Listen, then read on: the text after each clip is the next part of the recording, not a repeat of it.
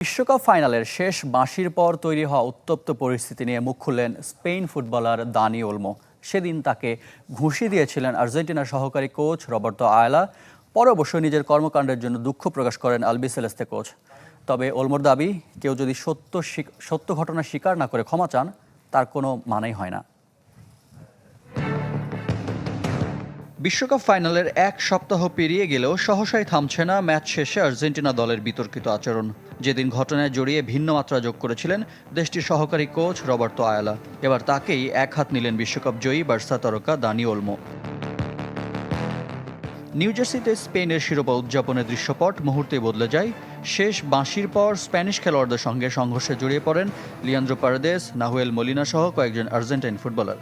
যে ঘটনা দূরে দাঁড়িয়ে দেখছিলেন দুই স্প্যানিয়ার্ড, এরিক গার্সিয়া ও দানি ওলমো।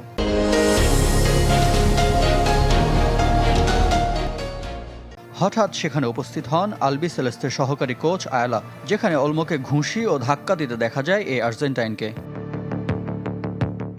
এরপর অবশ্য নিজের আচরণের জন্য দুঃখ প্রকাশ করেন আয়লা, যার দাবি সেখানে ঘুষি দেওয়ার মতো কিছু নয়, বরং ওটা ছিল ধাক্কা দেওয়ার মতো। ব্যক্তিগতভাবে ওলমোর সাথে কখনো দেখা হলে ক্ষমা চেয়ে নেওয়ার কথাও জানান আয়লা। এমন দাবির প্রেক্ষিতে এবার নিজের অবস্থান স্পষ্ট করলেন ওলমো। দিয়ারি দে তেরেসাকে দেওয়া এক সাক্ষাৎকারে বার্সেলোনা ফরোয়ার্ডের দাবি, ম্যাচের পর তিনি কিছুই বলেননি। কেউ দুঃখ প্রকাশ করছে, কিন্তু দাবি করছেন একটি মন্তব্যের জবাবে ঘুষি মেরেছেন এবং এভাবে ওই ঘটনাকে ন্যায্য প্রমাণ করতে চাচ্ছেন। তাহলে তিনি হয়তো অনুতপ্ত নন, কারণ তিনি মিথ্যা বলছেন। আমি তাকে কিছুই বলিনি, তাই তার কাছে আমার ক্ষমা চাওয়ার কোনো প্রয়োজন নেই। পুরো ঘটনা এখন ফিফার তদন্তাধীন। সম্ভাব্য শাস্তির বিষয়ে চূড়ান্ত সিদ্ধান্ত নেবে ফিফার ডিসিপ্লিনারি কমিটি।